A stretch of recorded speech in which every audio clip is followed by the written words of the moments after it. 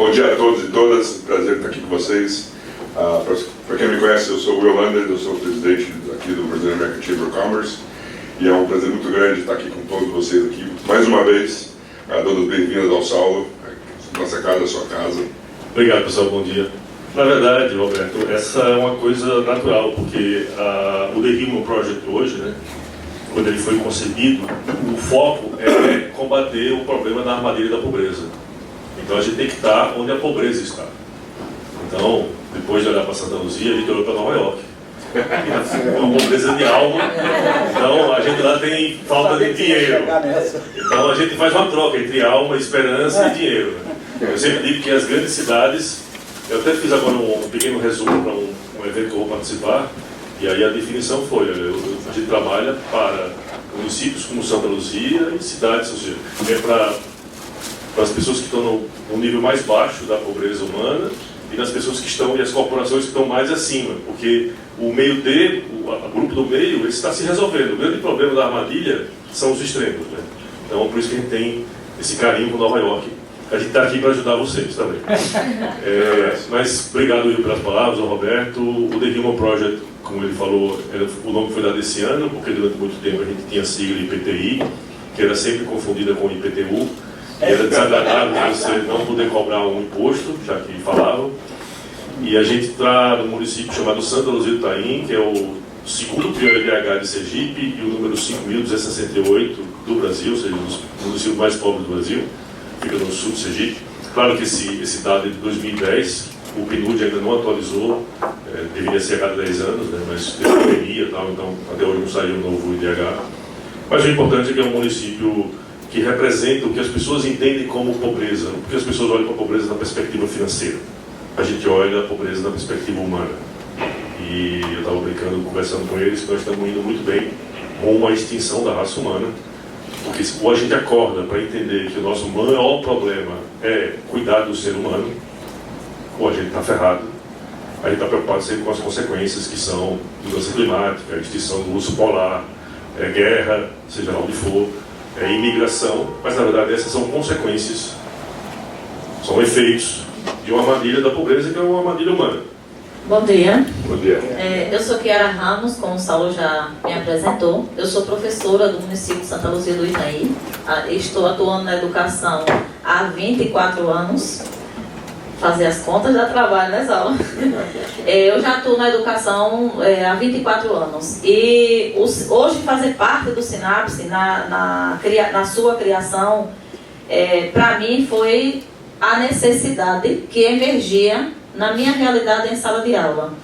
Hoje eu já estou nessa liderança desses professores, coordeno mais de 2.500 professores até 2023, é o que nós temos de resultado já, de professores impactados. Mas o que é o Sinapse? O Sinapse é uma metodologia de ensino. Ela é um sistema criado para auxiliar o educador que em muitas situações se deparam em sala de aula sem saber o mínimo de como conduzir aquele momento, aquele meio tempo de 4 horas que ele tem que estar com aquelas crianças, com os alunos em aquele ambiente de educação. E educar não é cuidar, estar cuidando dele, é transmitir conhecimento, até porque esses cuidados de educação são pré-requisitos que cabem à família. O educador, ele tem um sistema que ele tem que apresentar ao aluno e ele tem que dar conta ao término de cada dia, de cada semestre, de cada ano letivo. A metodologia Sinapse ela foi criada em Santa Luzia do Itaim inicialmente, devido à necessidade. Em 2010, para vocês terem ideia, nós tínhamos um percentual de 30% das nossas crianças com dificuldade de aprendizagem, principalmente nas disciplinas de português e matemática. E como resolver esse problema? Nós nos deparávamos com educadores recém-formados ou de longa jornada que já estavam cansados e não tinha muita, eu não digo coragem nem vontade, mas ele já não estava tão predisposto a inovar na sua prática pedagógica.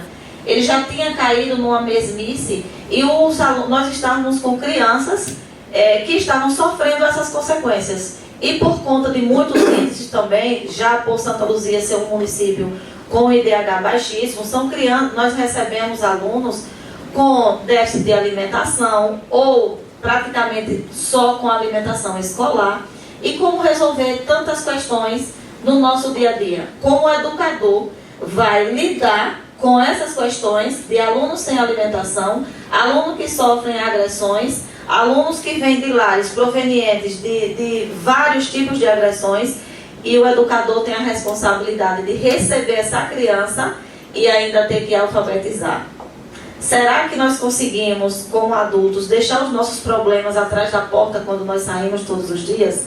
É muito difícil. Imagine para uma criança ter que assimilar esse momento de aprendizagem com essa dissociação das questões que permeiam o entorno social dela, né?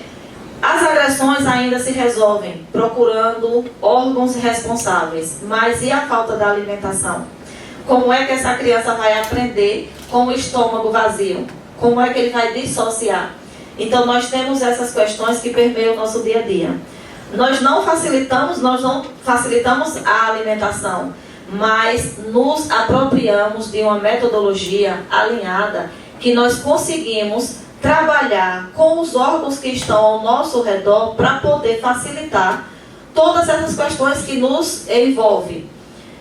A nossa metodologia, por ser aliada à neurociência, nós passamos um período de 2 anos com o neurocientista da Unicamp, o Fábio Rocha, trazendo os conhecimentos da neurociência, porque a metodologia é alinhada à neurociência.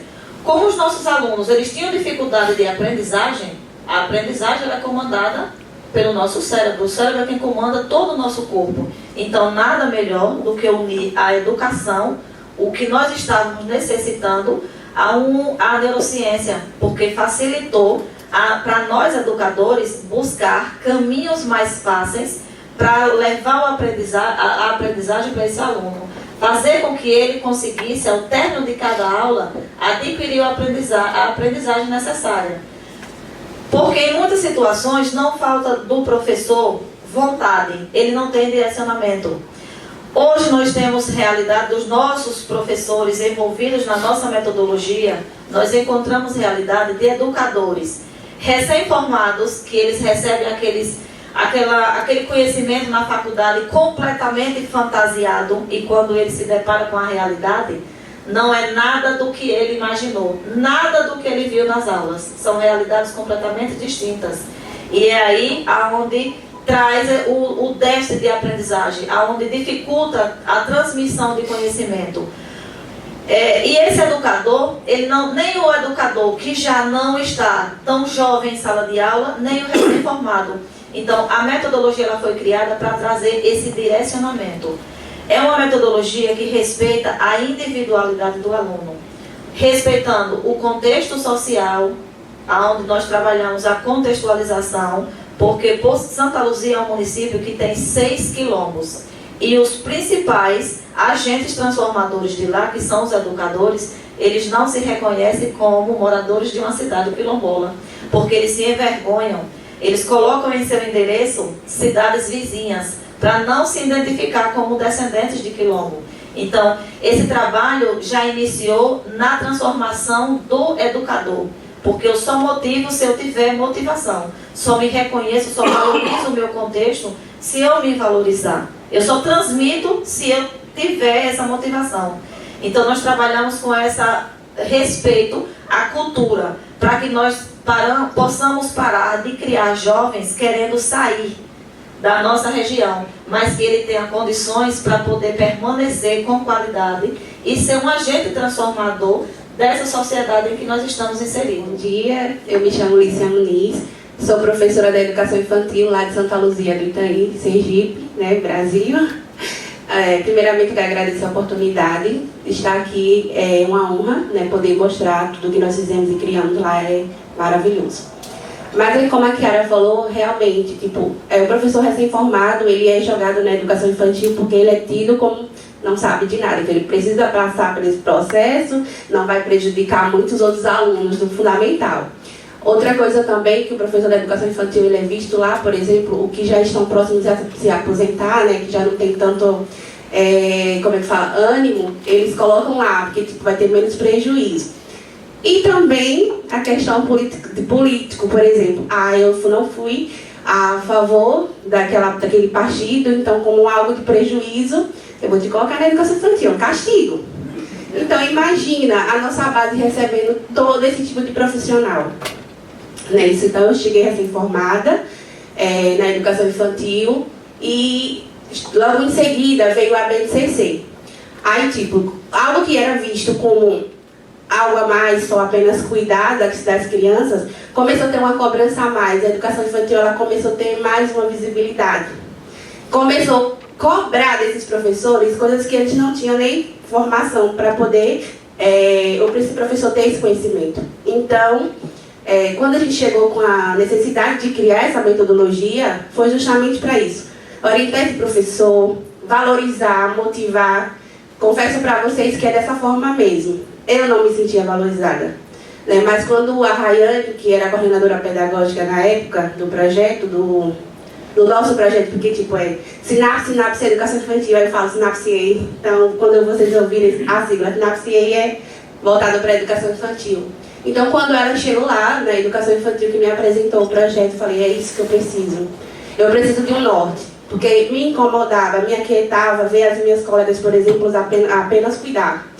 E que 4 horas mal divididas. Imagine você ficar 4 horas com 25 alunos, numa correria, sabe, extrema, e você não tem controle, você não tem uma rotina. Né? Então, o projeto, quando nós começamos a criar, pensamos primeiro em planejar. As professoras da educação infantil, como era cuidar, não planejava. Não tinha uma rotina. Né? Então, a rotina, ela facilita muito. Até no seu tempo de aula, então ter a acolhida, ter a hora da chamadinha, de todo esse processo, vai ajudar muito o professor, sabe, nesse processo. Outra coisa que eu trago é que depois que a gente fez a construção do material e que todas as atividades foram colocadas em prática por mim e outras professoras em sala de aula, nós começamos a reaplicar. E a gente demorou um pouquinho nesse processo por conta da pandemia. Né? Então, na pandemia, foi a construção, aí depois da pandemia a gente começou a reaplicar em 2022, em algumas cidades lá, e eu comecei a observar que a minha dificuldade, os meus problemas não eram apenas em Santa Luzia. Né? Eram iguais em todos os lugares, então em todas as cidades que eu ia, os professores passavam pela mesma forma. Não planejavam, não tinha rotina, e era dessa forma a questão política também, era cansativo. Geralmente, quando eu cheguei nas formações de Santa Rosa de Lima, só tinha mais assim, as senhoras, sabe, na educação infantil. Já não tinha nem tanto ânimo mais para correr atrás de menino. Mas depois da formação, elas trouxeram, assim, eu lembro também de um relato, porque a gente trabalha com a parte pedagógica, onde a gente leva todo o conteúdo para essa professora na formação, mas a gente também tem a parte psicológica, que é essa questão que a Kiara trouxe de valorização, de motivação, eu acho muito importante. E foi o que me ajudou muito, porque eu fazia e eu achava que ninguém reconhecia o que eu fazia. E aí eu ficava um pouco triste, mas depois que veio essa parte da metodologia e eu tive esse empoderamento, não, eu posso, o que eu fiz é válido, né? Eu sempre falo que o que eu faço e que deu certo, a minha colega, quando estou na formação, copie, faça também, né? Porque se é tudo em prol do ensino da criança, se eu der certo na minha sala de aula, a minha metodologia, utilize também, né? Fica mais fluente. Você chega nas escolas, por exemplo, que utiliza a metodologia, você chega num momento lá, você vê aquele silêncio. Já tem as escolas que não colocam totalmente em prática, sabe, aquela euforia. Né? Então, o que eu gostaria de trazer em relação à valorização e à parte psicológica é que a gente pegou professores na formação que tomavam remédio, que não utilizavam o eixo do afeto, não sabia abraçar, quando a criança chegava da educação infantil para tia, né, ela chama muito tia, professor, né, queria aquele afeto, o professor não tinha. Essa professora, em especial, ela relatou, né, e a parte psicológica foi muito importante na vida dessa professora. Hoje ela traz o relato que ela não toma mais remédio controlado, ela consegue dormir, ela consegue abraçar, e foi a parte psicológica que ajudou ela a descobrir tudo isso. Então, eu digo sempre que é muito além da metodologia. muito além de algo que para facilitar apenas a sua vida profissional. Olha como impactou a vida dessa professora na vida pessoal. Faltou explanar sobre a reaplicação que a Alicia falou. No início da construção da metodologia, eu e mais 3 recebemos a formação para fazer essa orientação aos educadores. E nós fomos levar esse conhecimento para 13 outros municípios. Nesses 13 municípios, nós olhamos aquele educador que melhor se envolveu e aplicou a metodologia e o convidamos para também disseminar conosco. E é esse trabalho de reaplicação, de disseminação. A cada ano ele recebe, no ano seguinte, ele já tem a autonomia para poder levar também a metodologia para outros municípios, para não ficar um trabalho muito centralizado. Então é isso também que motiva. É ele saber que ele também pode entrar na rede para levar essa transformação para outros educadores. Esse é o trabalho da reaplicação. A Sinapse se lançou como rede, como uma ONG autônoma no ano passado. Todos os nossos projetos, eles são assim, tecnologias sociais, você constrói até chegar no grau de eficácia. No caso do Sinapse foram 6 anos, foi de 2010 a 2015. De 2016 até 2019, a gente passou a trabalhar a escala. Todo projeto nosso tem que ser escalável, mas a escala tem que ser uma consequência, não é ponto de partida. Isso porque as pessoas já querem fazer escala no dia seguinte, você precisa formar capital humano, e a gente começou a reaplicar em outros municípios. São 2 anos de formação, 8 meses, depois mais 8 meses, módulo básico e módulo avançado. E é um pouco o que a Kiara falou, cada lugar que você vai, você encontra pessoas que têm potencial de multiplicar, e aí você cria uma rede de multiplicadoras, que é muito mais tangível. Eu digo sempre que o maior ingrediente do Sinapse é tesão, não é metodologia. Porque quando você devolve a paixão, com paixão a gente faz qualquer coisa. E em 2019 a gente lança a ideia do negócio. Porque todas as nossas tecnologias sociais têm que virar negócio, com ou sem fim lucrativo.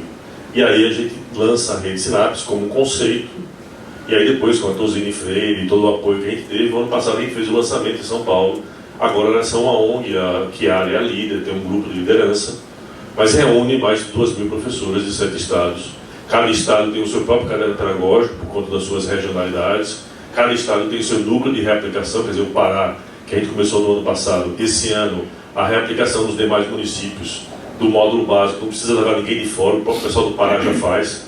Então é um processo de você jogar várias pedrinhas nos lagos e as ondas vão contaminando. É um processo de contaminação viral, mas que ninguém quer cura. É a primeira vez no Brasil em que a gente vê uma iniciativa empreendedora de professores de escola pública dizendo, deixa comigo que eu sei como fazer. E a gente não está falando de professores de São Paulo, Rio, Belo Horizonte, está falando de professores dos menores e mais pobres municípios brasileiros, onde a realidade vocês não fazem sequer ideia. A Kiara falou aí da negligência com a educação infantil. O James Heckman tem um artigo seminal sobre a importância da educação infantil na formação do cidadão, na redução de taxas de violência, na questão econômica, né? Mas no Brasil a educação infantil era como um playground, você larga lá e cada um faz o que quer. Só que são crianças que vêm de lares completamente desestruturados. Tem povoados onde a gente atua que 70% das mulheres sofrem violência, 70%. E é caótico. As crianças chegam com um nível de estresse e violência altíssimo. Se ela não tem uma educação infantil de qualidade para trabalhar as habilidades socioemocionais, ela vira um delinquente na escola, tem dificuldade de se concentrar. Então a educação infantil é fundamental. E a gente vá passar na educação infantil, você vê a energia que a professora precisa. Aí você coloca uma professora não qualificada, ou uma professora que está se aposentando e já está lá cansada, que não quer mais nada, você na verdade faz um mal para a criança, faz um mal para a educação e faz mal para o país. Existe o lado perverso da política e da negligência das pessoas pela educação. Por exemplo, a Alicia é uma professora contratada. Teve que pedir a bênção para vir para Nova York, porque teve eleição domingo, ela não votou. Deu sorte. Deu sorte que ganhou. Não é capaz de ser linchada quando voltasse. A Kiara é efetiva. Então ela é concursada. Hoje, o Todos para a Educação lançou uma taxa, 52% dos professores do Brasil são contratados. Eles podem ficar 2 anos no máximo, é 1 ano. E para não, como diz o amigo, em descompensação, o prefeito dá demite em dezembro para recontratar em março. Que economiza 3 meses de folha. Essa é a realidade do Brasil, que as pessoas não sabem. Então você tem hoje 80% da formação de professores feitas online. Olha, a educação para quem faz na Universidade de São Paulo, na Federal de Sergipe, já não é uma educação de formação prática pedagógica, fica discutindo Vygotsky e Piaget, e ninguém sabe o que é o diabo de uma sala de aula real. O Brasil real ninguém sabe. Então, a pessoa sai da formação, seja onde for, sem entender o que é uma sala de aula. Agora, imagine fazendo online. 80% fazem online. Para piorar a situação, a professora efetiva tem um piso salarial. A contratada paga R$1.000 e trabalha 40 horas. Porque se ela não quiser, tem uma fila de pessoas dedicadas pelo vereador querendo. Então, ou a gente abraça a causa e cria uma revolução moral no Brasil por uma educação de qualidade, e eu acho que a Rede Sinapse ela traz uma coisa que ninguém traz. Olha, tem fundações e tem institutos incríveis no Brasil tentando trabalhar a educação. Primeiro, a maior parte, que eu conheço todas, comete um pequeno erro, que eu chamo de arrogância não intencional. É chegar e querer colocar a metodologia imposta. Isso precisa ser melhor absorvido, porque isso vem sempre via governo.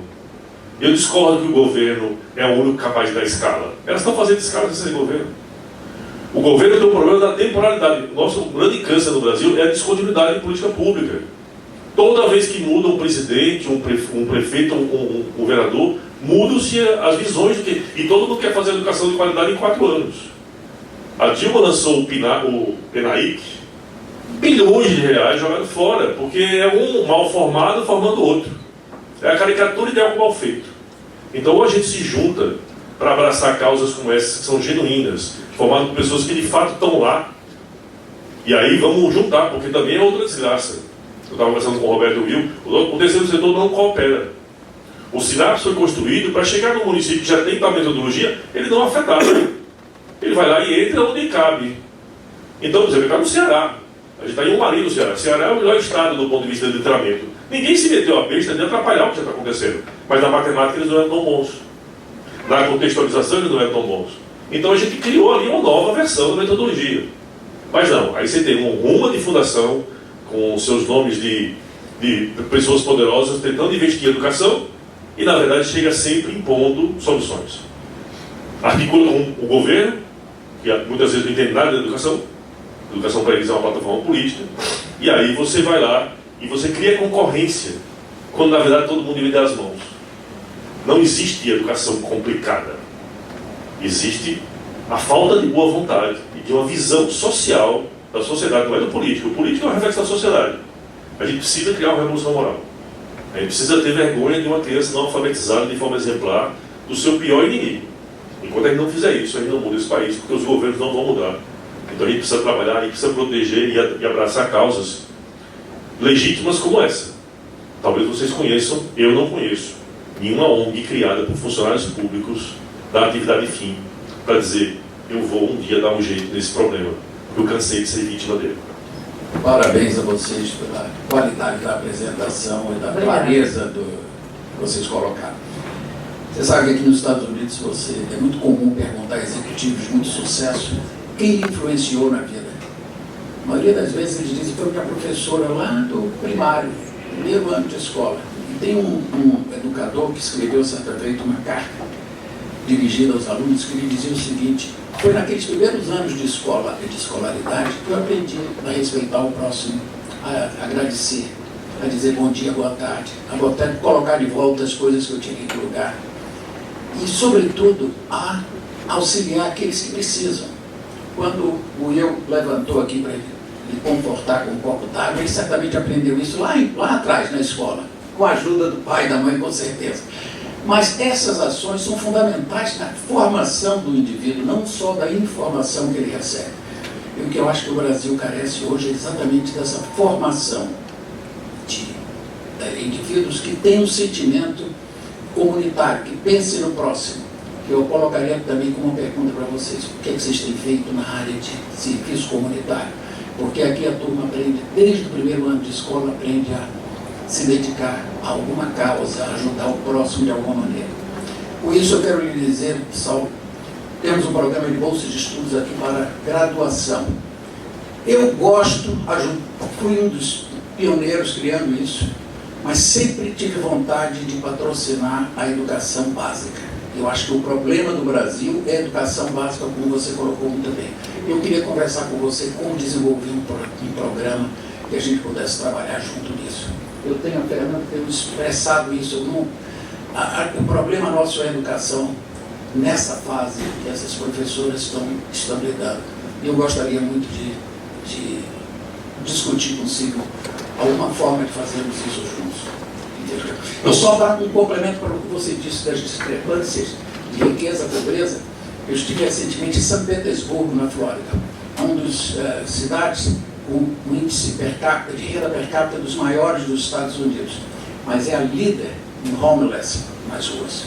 É incrível o contraste. Então, esse contraste que você encontra em Nova York, encontra lá na sua cidade, no Brasil, ele, lamentavelmente, ele existe hoje em todo o mundo. Mas nós precisamos de gente formada por essa turma para poder tentar mudar essa realidade. Muito obrigado a vocês. Fiquei realmente muito feliz com o que eu vi aqui. Eu acho que elas trazem esse lado da esperança. Obrigado aí pela sugestão, a gente com certeza vai conversar, Roberto. Uma coisa que eu acho interessante da Rede Sinapse, que ela está se apresentando, claro, a rede tem menos de um ano, está se estruturando, é que elas estão desenhando, com o apoio de empresários, amigos nossos, uma estratégia de captação de recursos para manter as atividades de várias formas. Uma delas é oferecer serviços. O que elas construírem de conhecimento para um aluno que quer ser professor, que está fazendo... Nós estamos conversando com grupos educacionais, porque você tem a residência pedagógica, em que faz de conta. Mas, na verdade, se um aluno de pedagogia ou licenciatura faz uma residência pedagógica numa sala de Sinapse, ele sai de lá com a capacidade de desenvolver uma aula de uma maneira incrível. Nós estamos discutindo a possibilidade de trazer a metodologia Sinapse como forma de graduação. Porque eu concordo com você, ou a gente resolve, todo mundo está olhando para ensino superior, para tudo que... Cara, no Brasil você tem que resolver o básico. Você tem que chegar aos 8 anos de idade voando, o resto a pessoa se vira. Mas quando você não entrega o básico, você promove a injustiça. Eu fui professor de uma escola particular. Eu mudei minha vida por causa disso. Eu dava aula de resistência materiais. Para quem fez engenharia sabe que é a disciplina que mais reprova no mundo. E eu não era exceção. E eu fui trabalhar em Mogi das Cruzes, na última universidade na linha de trem dos estudantes, ou seja, era a 8ª. Para o cara chegar lá é porque ele perdeu 7, que já não era de qualidade. Então chegava para mim um aluno sem nenhuma base de física e matemática. E a minha disciplina é essencialmente física e matemática. Então eu aprovava um monte de gente. Depois eu mudei minha linha para trabalhar com plataforma de aprendizado para ajudar o meu aluno. Então veja, essa é a injustiça que a gente cria. Você dá aquela largada e bota a pessoa na pior condição, e quando chega lá em cima ele tem que ralar para pagar uma universidade privada, que boa parte é caça-níquel, para poder suprir uma coisa que ele não teve a oportunidade correta. Aí a gente trabalha hoje com cotas raciais e tal. O problema é a cota social que a gente tem lá. E essa não pode existir. O país de cota é um país equivocado. A gente tem que suprir a demanda e isso todo mundo tem que dar as mãos para a gente resolver o problema da educação básica do Brasil. Quando não fizer isso, não tem jeito. Então, assim, o ano passado, meio do ano passado, a gente começou a desenvolver um macete. Aqui vocês estão acostumados a ouvir STEAM, né? Science, Technology, Engineering, Art and Maths. Já basta The Human Project em inglês. Então a gente criou um macete, que é matemática, arte, ciência, empreendedorismo, tecnologia e ética. Não dá para formar novas gerações no século XXI sem lidar com ética. E nesse projeto a gente forma empreendedores sociais. Então as crianças, só que está em piloto em 2 escolas. No final vai ser tudo Sinapse. Então hoje a criança tem a aula de português, matemática e ciências de manhã, e à tarde ela tem aula de ilustração, cinema, empreendedorismo, que a Rayana está aqui, inglês, etc. E aí ela junta grupos, olha para problemas da comunidade, lixo, esgoto, o que for, e elas constroem soluções. Claro que no nível escolar, mas essa é a visão que a gente está dando para formar os futuros cidadãos, olhando para empreendedorismo social e ética, de forma comunitária. Mas é um processo evolutivo, né? Também na nossa metodologia da educação infantil, nós trabalhamos 4 etapas. A gente trabalha primeiro com o indivíduo, para que ele se reconheça, tenha essa noção de cultura, de local, né? Esse pertencimento, saber respeitar o outro, né? Saber ajudar. Então, tem essa parte do indivíduo. Também ainda uma das etapas é a da família. Então, a gente trabalha com essa criança, tudo relacionado à família. E essa criança, ela transmite quando chega em casa. A gente trabalha também com a escola, mostrando a importância da hierarquia, né? Mostrar a importância desde do porteiro até a diretora, né? Também trabalhamos temática da comunidade, valorização, as festas populares, tradição. Então a gente acaba na metodologia envolvendo todo esse contexto, tanto o indivíduo como a família, a escola e a comunidade. Muito obrigado.